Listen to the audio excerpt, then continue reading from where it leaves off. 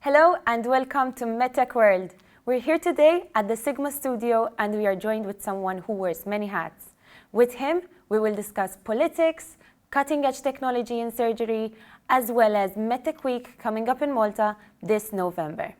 This is no other than the Minister for Active Aging, Honorable Joe Etienne Abela. Born in Gozo, Abela was a consultant surgeon specializing in upper GI and pancreatic operations.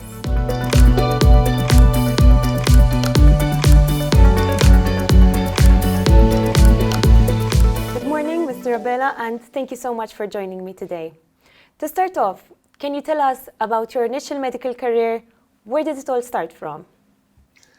I started learning about medicine in Malta.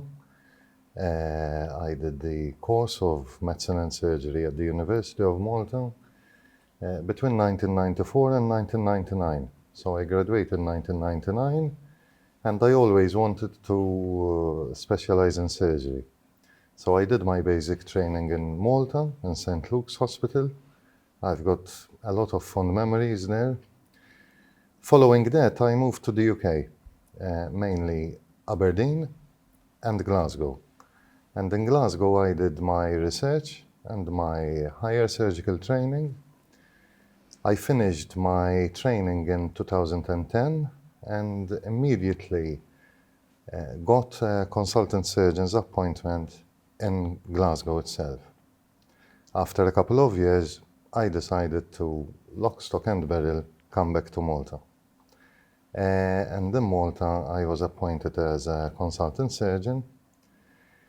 As you said, my area of specialization is the upper gastrointestinal tract, that is the esophagus, the gullet, the food pipe, the stomach, and also the pancreas.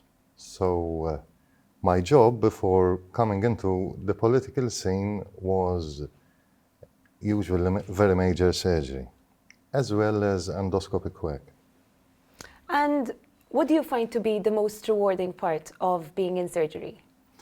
Well, surgery is a very interesting career. Obviously, I wouldn't have done it if I didn't think it was interesting. It bears a lot of responsibility, especially when you're dealing with very serious conditions. Unfortunately, tumors of this area of the body, they are lethal tumors. So trying to make the patient better, trying to cure the patient is no easy task. The complications from these very major operations can be quite brutal as well. So it's no secret that the specialty is a tense, especially fraught with anxiety, responsibility. I liked it that way. I mean, the way I was trained when I was in Glasgow, I used to train one trainee with at least 3 consultant surgeons at that time. So the training was very intensive. The training was irrespective of European Working Time directives, if I might say so. But ultimately, when you get such a training, you know, that prepares you for life, for whatever happens. So I'm very glad I had that sort of training, and I'm very glad that I did what I did. For sure. And the times are obviously changing now. So from what was in the past to what's coming now, things are different. The future of surgery offers an amazing cooperation nowadays between humans and technology. What's your view on the use of cutting-edge technology when it comes to surgery? And have you ever participated in such surgeries? Yes, well, people who know me know that I've got a restless mind, so I'm never happy with the status quo. And I've always tried to improve on what I learned. And in fact, in the phase when I was still training, most of the very big operations used to be done the traditional way with open surgery. Big cuts, for example, one of the favorite cuts, incisions that we use in this type of surgery is called the rooftop cut because it's quite a huge incision. Of course, that will give you perfect access to the organs that you need to operate upon, but it's obvious that such a cut is very painful when the operation is finished. So the drive is to do more and more minimally invasive surgery. To improve the healing time as well, exactly, I'm assuming. Exactly. Using keyhole surgery. And yes, in Malta, for sure, I was at the forefront of keyhole surgery. In 2017, I devised an operation to remove the gullet almost in its entirety. At that time, working with me was Mr. 𝐂𝐿𝐴-𝐲, who is now a consultant in his own right, and we're very good friends and we still collaborate, obviously.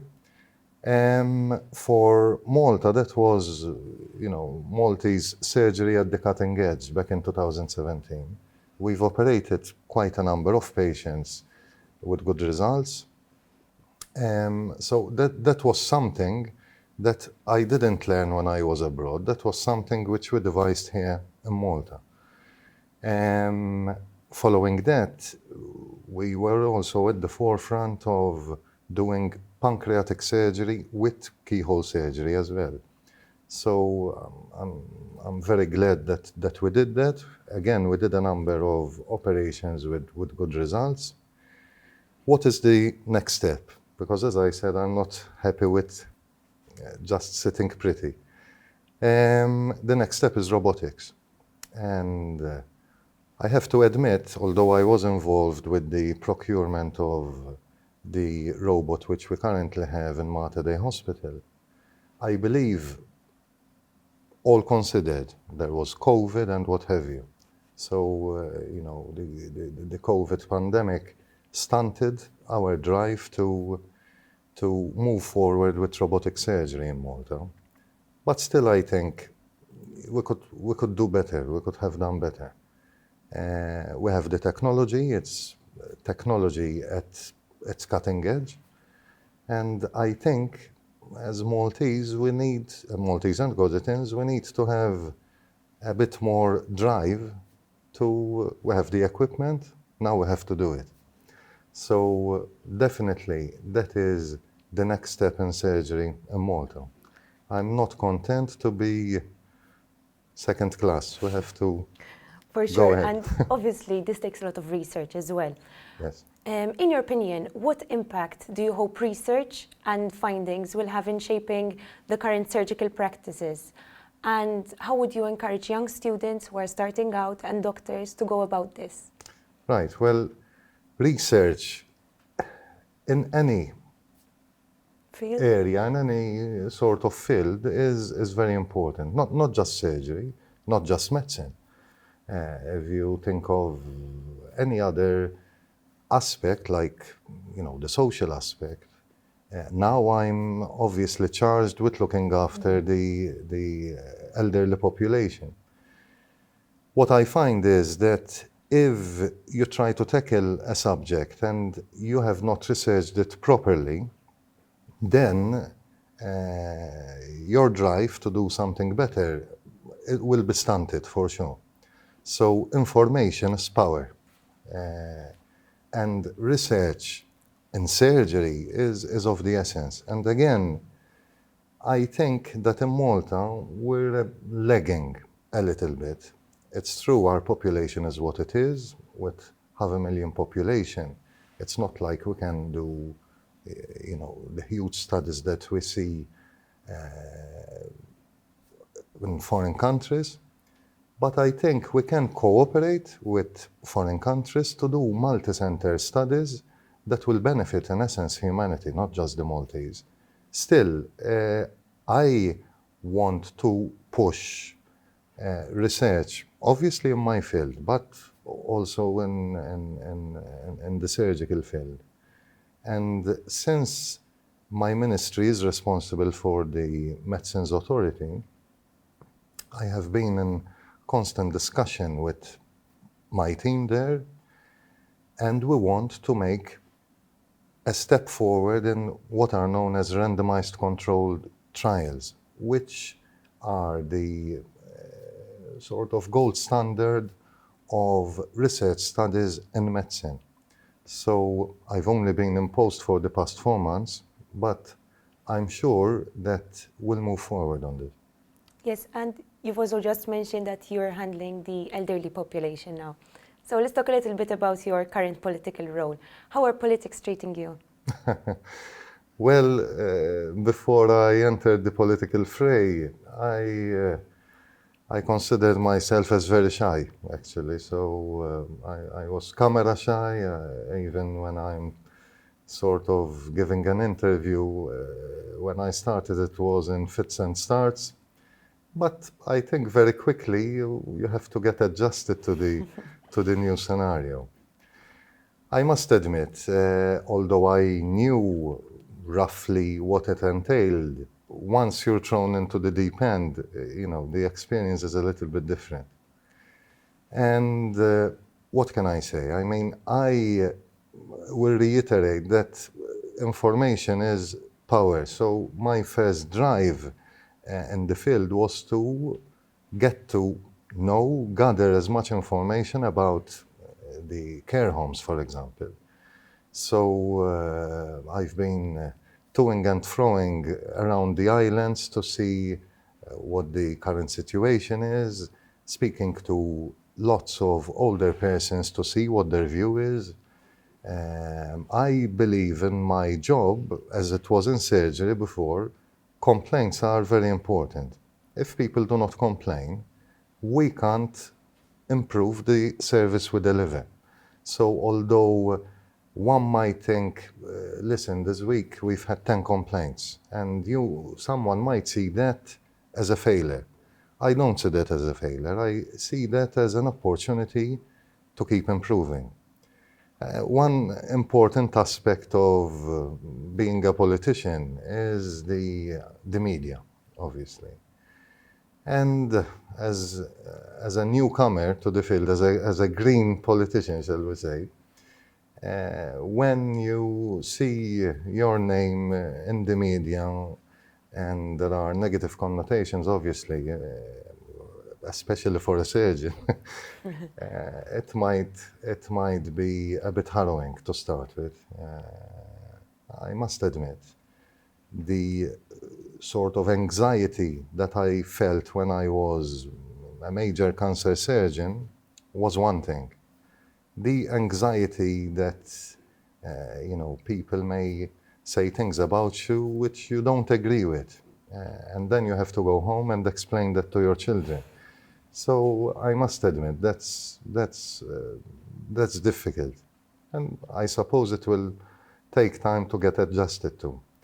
But all in all, as my ethos in surgery was, to try and improve the lives of the people who I come across. That is my ethos in politics, and I am very lucky that I have a close-knit group of colleagues that share the same view, and I think we can do good things for the country. Let's talk a little bit about the Medicines Authority now. Mm-hmm. The Medicines Authority is seen to protect and enhance public health in Malta through regulation and medical products, obviously through pharmaceutical activities. Can you tell us more about this organization and how is it helping to consolidate Malta as a medtech and digital health hub? Well, when I got to know that the Medicines Authority was going to be in my portfolio, at first I thought this was an easy matter. In fact, it's one of the most complicated facets under my responsibility. The Medicines Authority is that authority that licenses every medicinal product that we use on the island. Not only that, but it includes medical devices.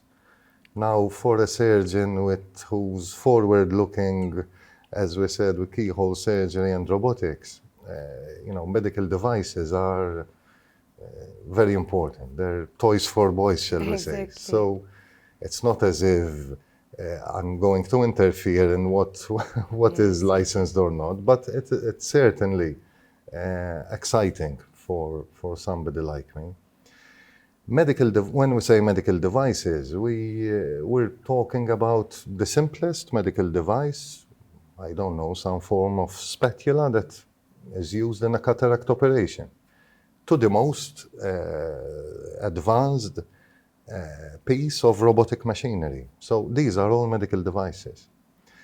It also includes, for example, medical imaging instruments such as CT scanners and MRI scanners and what have you. So the scope of the Medicines Authority is vast. With such a vast scope, it's important that we ensure that the Medicines Authority is well staffed. And the processes that happen there have to be very meticulous. And the reason for that is that we, as the Malta Medicines Authority, license and study products for other countries. You might think, what this dot in the Mediterranean? What can it do in terms of the bigger picture? To tell you the truth, we do a lot. We review products for our European partners, but not only that, even for big countries such as India, big countries such as the United States. I'm proud to say that the Medicines Authority is really and truly affiliated to the FDA, which is the mammoth organization of the United States that has the same functions. So to be one of, a handful of countries that are recognized by this United States authority, it's something which, of course, instills pride, but it instills a lot of responsibility. And I am pleased that we were contacted regarding the MedTech conference, and our involvement with the conference is the organization of the academic part of the conference. So we are planning to have a very good day where we asked experts, cutting-edge experts from afar, Scotland, England, Germany, Greece. These experts will share with us what the cutting edge in terms of medical devices is at present. So I am looking forward to this meeting. I'm looking forward to our local surgeons and doctors to submit abstracts where they can share their research, with these professionals, with these experts in the field from abroad. So really looking forward to that. Thank you. When it comes to Malta, do you think Malta has what it takes to become a digital leader when it comes to health tech? Always, yeah. Yes? I think whatever anyone else can do, the Maltese can do as well. I'm not going to say they can do it better, but it can be done. I have no qualms about pushing the potential of my countrymen. So no qualms at all. In my field now, in the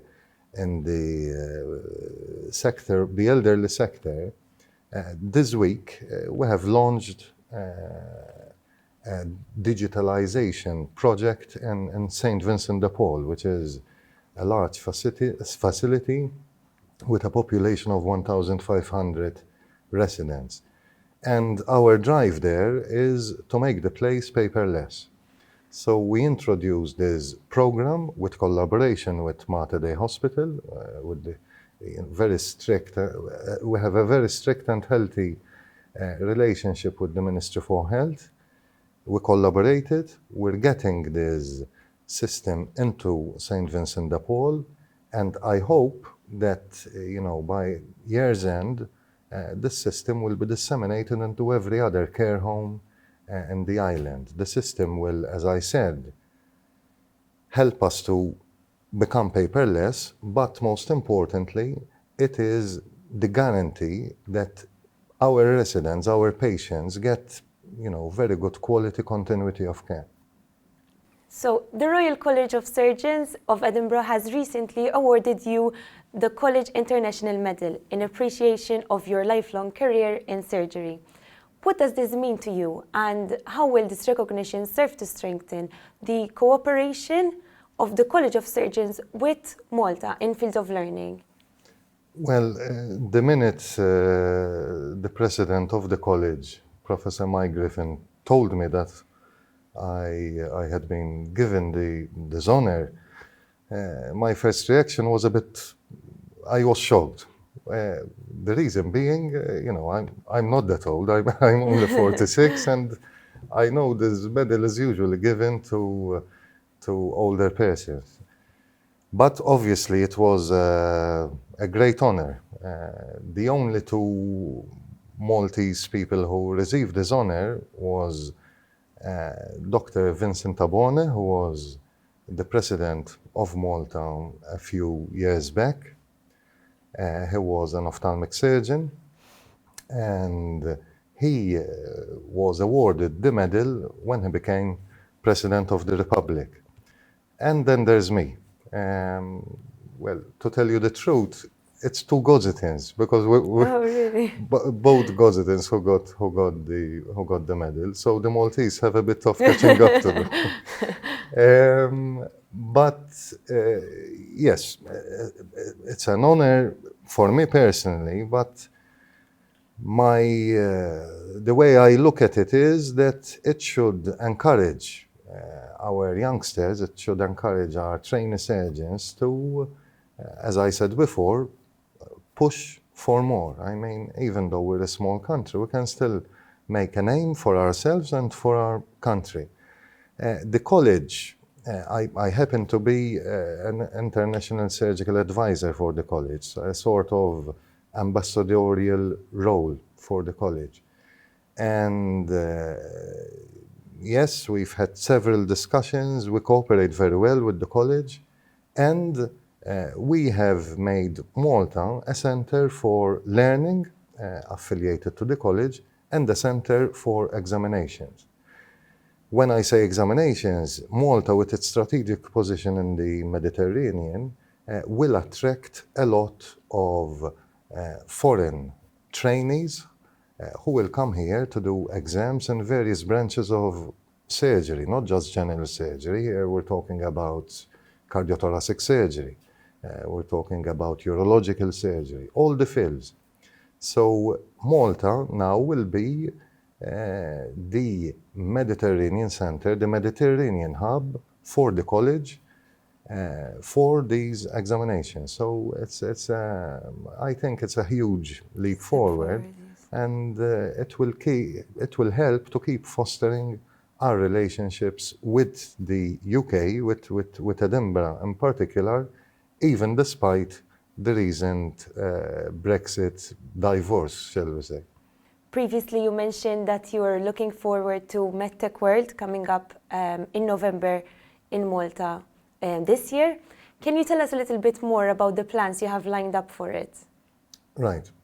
Well, from the academic point of view, and this is our involvement in MedTech, we recruited a number of local experts in the medical field, hailing from the pharmaceutical department, the surgical department, and also the training and gynecological department. So already, as you can see, there's a mix of fields, a mix of qualities.